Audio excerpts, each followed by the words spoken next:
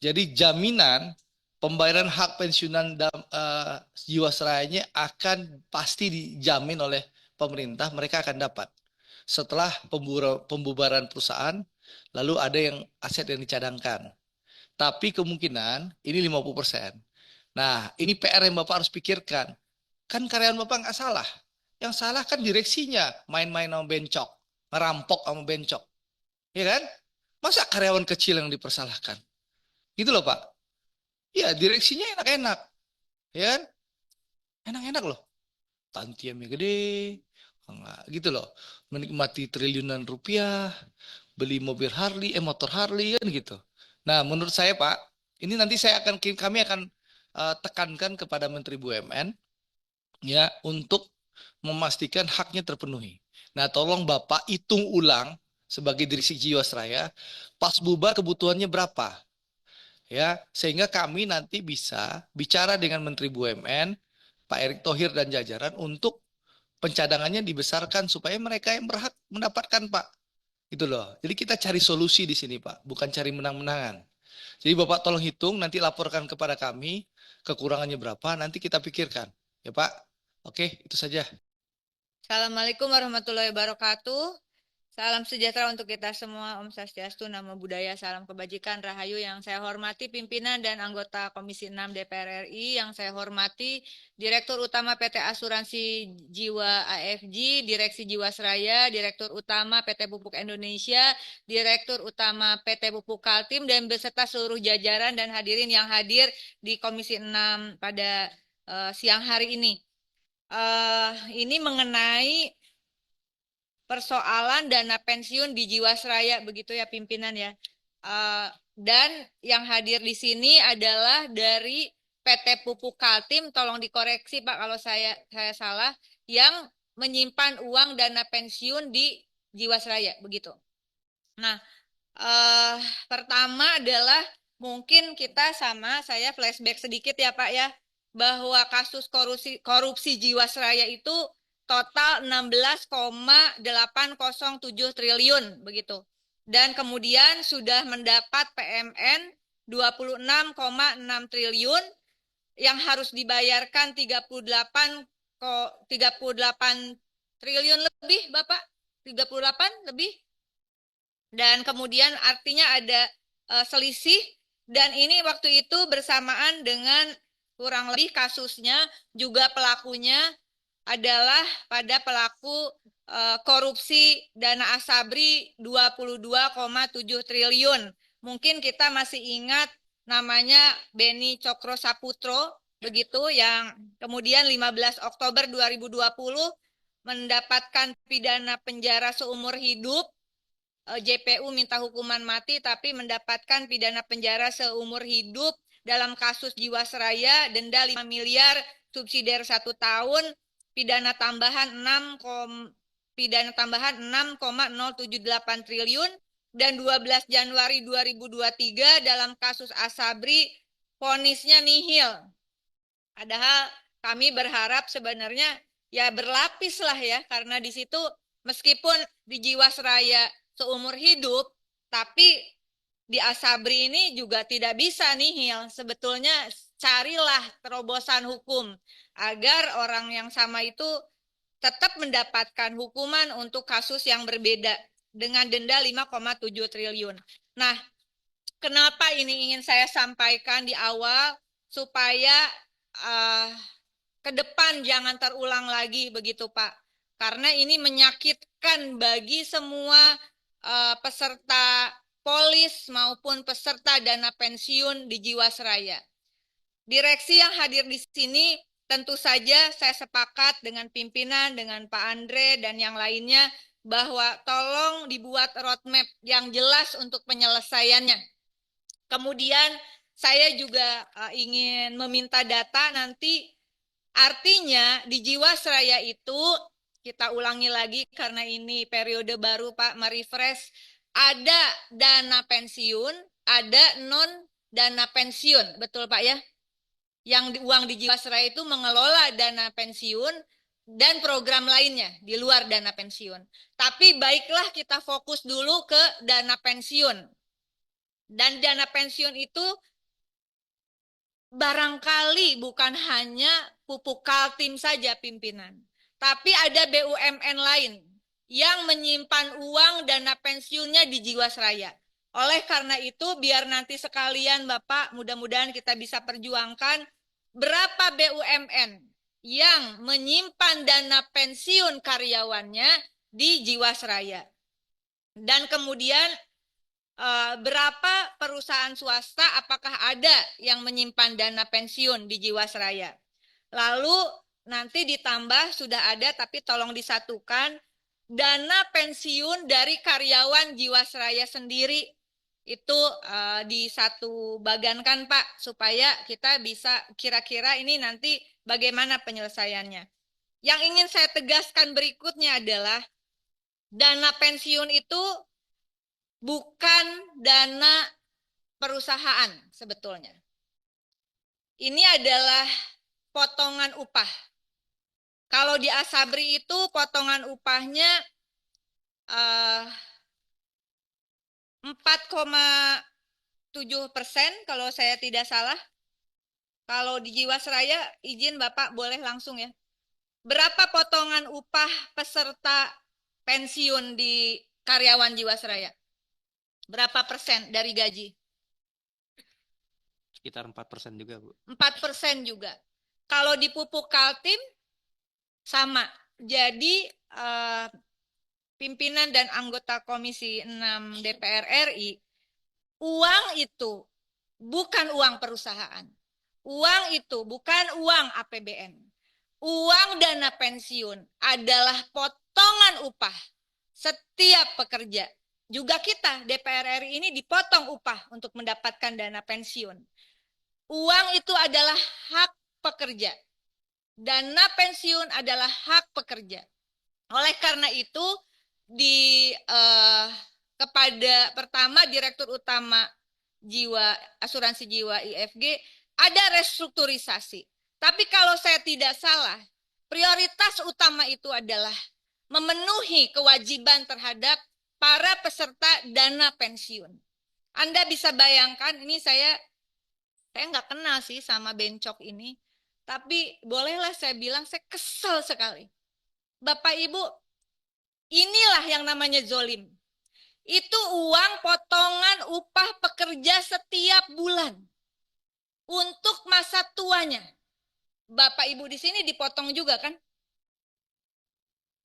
Bayangkan kalau ini terjadi kepada kita. Yang Jiwasraya udah pasti terjadi tuh. Ya, atau yang pupuk Kaltim juga kalau mungkin kan yang ini juga yang sekarang kerja ini nih yang di depan kita. Bapak Ibu ini juga termasuk yang dipotong upahnya. Betul kan?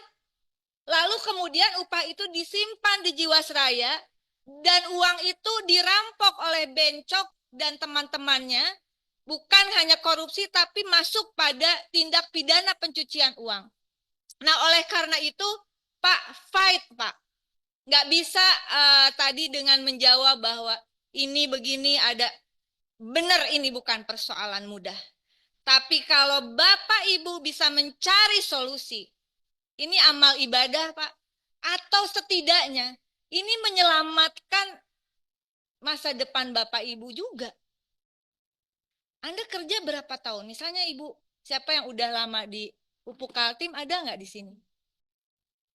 Bapak sudah berapa tahun, maaf Pak?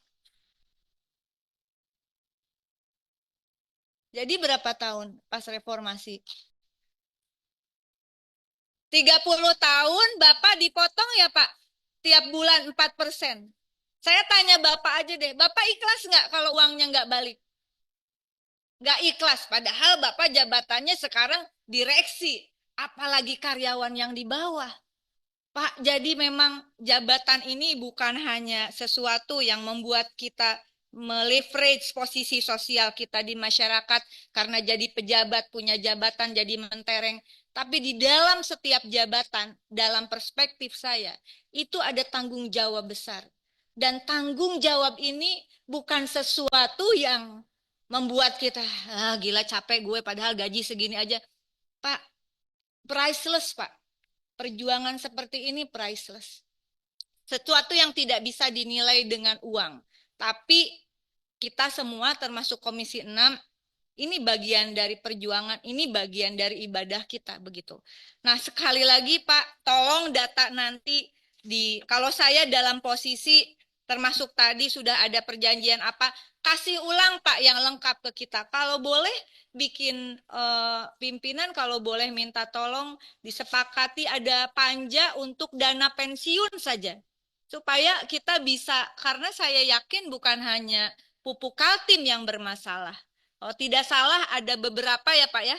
Jadi biar sekalian ini direksi Jiwasraya juga mukanya udah ditekuk banget gitu ya, udah pusing padahal mau bubar perusahaannya harus nanggung seperti ini. Nanti yang terakhir hampir saya lupa. Saya ingin tanya, kemarin waktu FGD dengan Asabri itu aset sitaan perkara korupsi aset perkara korupsi Asabri diputus pengadilan untuk dirampas negara. Ini penting pimpinan. Tidak dikembalikan ke Asabri. Kalau boleh izin langsung, apakah Jiwasraya asetnya itu juga dirampas negara, tidak dikembalikan kepada Jiwasraya? Bapak tahu nggak? Tak apa-apa, silakan interaktif. Nah, Kalau untuk aset dari pelakunya itu dirampas negara, Bu. Dibalikan tidak? Kalau untuk aset Jiwasrayanya kan ada beberapa kemarin yang disita di pengadilan, itu dalam bentuk reksadana, itu sudah kembali semua ke Jiwasraya. Kalau yang bukan yang itu, yang dari pelaku. Dari pelaku dirampas negara, Bu. Tidak ada skema dikembalikan ke Jiwasraya. Nah itu Kalau saya Asabri kurang- nggak ada. Saya tanya nih Pak, Bapak dikembalikan nggak menurut? Nanti dicari ya Pak ya. Iya. Mohon infonya, karena ini jadi penting. Tadi di awal sudah kita bongkar pimpinan dan semua juga mengiyakan. Yang terbawa kasus korupsi dan TPPU itu di dalam dana pensiun bukan dana perusahaan, bukan dana APBN, tapi potongan upah semua pekerja. Jadi saya nggak tahu gimana caranya, bagaimana kita melakukan komunikasi. Mungkin kita audiensi juga nanti didampingi Komisi 6 ke Komisi 3 misalnya Bapak. Bagaimana ada solusi agar aset sitaan perkara korupsi Asabri dan juga Jiwasraya yang diputus pengadilan untuk dirampas negara, kalau bisa dikembalikan. Karena itu uang karyawan. Dikembalikan untuk melunasi paling tidak yang dana pensiun ini. Balikan. Sekarang aset yang sumber dananya dari potongan upah karyawan disita itu dikorupsi, disita tidak dikembalikan. Di sisi lain harus PMN. Balikin aja uang itu saya kira termasuk Asabri. Jadi nggak perlu ada PMN. Setidaknya yang dana pensiun dan sumber dana dari tabungan hari tua itu bisa dikembalikan tanpa minta lagi PMN. Benar nggak Pak? Setuju nggak Pak kalau kayak gitu? Mudah-mudahan ini bisa diperjuangkan menjadi catatan penting juga karena ini rapat terbuka seperti biasa saya live. Mudah-mudahan institusi terkait bisa mensupport kita. Sekali lagi, ini dana potongan upah. Uang pensiun adalah uang hak karyawan, potongan upah selama bekerja, ketika dikorupsi, ketika kemudian pelakunya ketangkap dan asetnya disita, maka kembalikanlah melalui BUMN terkait dalam hal ini Jiwasraya dan juga mungkin IFG untuk disalurkan kepada pekerja yang berhak menerimanya. Mohon maaf kalau terlalu panjang, tapi saya kira kita membutuhkan konstruksi yang lebih terang dan mudah-mudahan ini mendapatkan ridho dari Allah Subhanahu wa Ta'ala karena ini adalah keringat orang yang bekerja itu nggak boleh diambil. Ya, meskipun kalau saya harus mengatakan di akhir ini, lu gila lu ya makan duit kayak gini. Lu zol ya. Terima kasih. Wallahul muwaffiq ila aqwamit thoriq. Mohon maaf lahir batin. Wassalamualaikum warahmatullahi wabarakatuh. terima kasih Tes. Untuk berbagi cerita mengenai bagaimana mengelola administrasi pensiun. Dan saya tahun 2023 ditetapkan Undang-Undang 20 tahun 2003 tentang ASN. Ini menggantikan atau mencabut Undang-Undang nomor 5 tahun 2014. Dan ada cerita menarik juga di salah satu terkait dengan undang-undang. Pada Undang-Undang 5 tahun 2014 ada amanat untuk penyusunan dan penetapan PP tentang sebagai pengganti mengenai undang-undang pensiun. Sampai dengan tahun 2000, tadi sudah saya sampaikan, bicara regulasi pensiun dan regulasi tentang kepegawaian, sejak tahun 61 sampai tahun 2023, undang-undang yang mengatur kepegawaian itu sudah berubah 4 kali. Sudah ada 4 undang-undang. 5 termasuk penyempurnaan, yaitu Undang-Undang 43 tahun 99 sebagai penyempurnaan dari Undang-Undang 8 tahun 2004. Saat ini Undang-Undang nomor 20 tahun 2023 yang berlaku terkait dengan aparatur sipil negara. Kalau kita sandingkan dengan regulasi mengenai pensiun, belum ada perubahan. Hanya ada satu undang-undang yang mengatur mengenai pensiun pegawai dan janda duda pegawai, yaitu Undang-Undang 11 tahun 69. Itu berlaku sampai dengan sekarang. Ini kalau dibanding undang-undang yang lain, mungkin undang-undang ini yang paling sakti karena sudah sejak tahun 69 sampai dengan tahun 2025 ini masih berlaku. Sebetulnya tadi saya sampaikan bahwa undang-undang ini diamanatkan untuk digantikan atau diubah atau diganti dengan peraturan pemerintah, yaitu diamanatkan dalam, kalau tadi di Undang-Undang 5 tahun 2014 juga diamanatkan, dan di Undang-Undang 20 tahun 2023 juga diamanatkan dalam pasal 74, yaitu Undang-Undang 1169 dan peraturan pelaksanaan tetap berlaku sampai dengan ditetapkannya peraturan pemerintah yang mengatur mengenai program pensiun pegawai ASN dan di program pensiun Bapak Ibu sekalian. Saat ini yang berlaku seperti yang tadi disampaikan oleh Prof. Bidan, bahwa yang berjalan sistem pensiun kita saat ini adalah manfaat pasti atau defined benefit, di mana manfaat pensiun ini tidak didasarkan pada akumulasi dari iuran peserta, tetapi pada suatu rumusan tertentu yang ditetapkan di muka. Tadi sampaikan, rumusannya adalah kalau pensiun PP itu maksimal 75%, hitungannya 2,5 kali masa kerja. 2,5% kali masa kerja. Jadi kalau masa kerjanya lebih dari 30 tahun, besaran pensiun pokoknya adalah 2,5 kali 30 berarti 75. Kalau di bawah 30 tahun, tinggal mengalihkan 2,5 per tahunnya. Jadi tidak mesti penerima pensiun besarannya 75% dari permasalahan pensiun yang kita hadapi, Bapak Ibu sekalian, saat ini adalah usia harapan hidup masyarakat Indonesia itu semakin meningkat, termasuk pensiunan PNS. Maka jumlah penerima pensiun itu setiap tahun meningkat. Saat ini lebih dari 2,3 juta pensiunan. Gaji pensiunan tiap bulan itu dibebankan kepada atau dibayarkan oleh APBN. Bukan beban ya, dibayarkan oleh APBN. Kalau beban itu seperti negatif, mohon maaf tulisannya salah. Dibayarkan oleh APBN dengan pendekatan itu beban pensiun atau meningkat setiap tahun. Dengan jumlah pensiunan yang meningkat, maka anggaran APBN yang harus digunakan untuk membayar pensiunan juga meningkat. Kemudian manfaat pensiun lebih kecil dibanding penghasilan terakhir, maksimal 75% dari gaji pokok. Dan kemudian belum ada lembaga yang dibentuk untuk mengelola dana pensiun.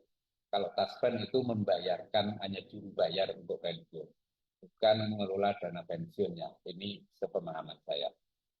Maka rasa-rasanya seperti yang disampaikan oleh Prof. Bidan tadi, perlu reformasi pensiun. Apakah sistemnya, apakah gajinya yang direformasi menjadi sistem single salary, atau sistemnya yang akan dirubah. Itu plus minusnya perlu dikaji dengan hati-hati. Nah, kendala penerapan pensiun ASN.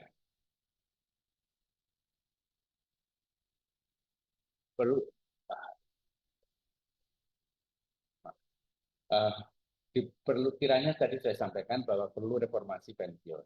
Kendala penerapan pensiun saat ini adalah struktur dan sistem pengelolaan penyelenggaraan jaminan pensiun belum ditetapkan secara jelas dan efektif. Pemerintah belum menetapkan besaran iuran pemerintah selaku pemberi kerja. Kalau sistemnya mau dirubah. Kemudian manfaat pensiun yang diberikan pemerintah belum sepenuhnya menjamin kesejahteraan pensiunan PNS, TNI, dan Polri. Tadi sudah disampaikan di depan. Kemudian ketentuan pelaksanaan program pensiun PNS, TNI, dan Polri yang berlaku sudah tidak sesuai Undang-Undang 1169 dan sebagainya dengan Undang-Undang Sistem Jaminan Sosial Nasional dan Undang-Undang Aparatur Sipil Negara. Maka dirasa mendesak untuk dilakukan reformasi sistem pensiun PNS. Kemudian reformasi pensiun ditujukan untuk meningkatkan kesejahteraan ASN terutama pada saat memasuki batas usia pensiun atau memasuki masa pensiun. Sesuai dengan mandat Undang-Undang ASN yang akan ditetapkan dengan RPP, jaminan pensiun dan jaminan hari tua. Sistem pensiun manfaat pasti defined benefit seperti yang sekarang berjalan, besarnya manfaat pensiun sudah ditentukan di awal. Ada persentase tadi. Resiko ditanggung oleh pemberi kerja, peningkatan jumlah pensiun, peningkatan jumlah anggaran yang harus diberikan untuk pembayaran uang pensiun itu ditanggung oleh pemberi kerja dalam hal ini pemerintah. Kalau kita geser ke iuran pasti, besaran manfaat pensiun tergantung dari besarnya akumulasi iuran dan hasil pengembangannya. Nah, ini resikonya ditanggung oleh peserta. Peserta akan mendapatkan manfaat sesuai dengan hasil pengembangan yang dilakukan oleh lembaga pengelola dana pensiun. Kalau sistem pembiayaan PSUGO ini pemberi kerja tidak perlu menyiapkan infrastruktur pengelolaan dana. Tidak ada iuran pemerintah karena pemerintah membayar sepenuhnya berapapun besaran dana pensiun yang diperlukan tiap bulannya. Pemberi kerja akan menanggung beban pensiun yang semakin besar.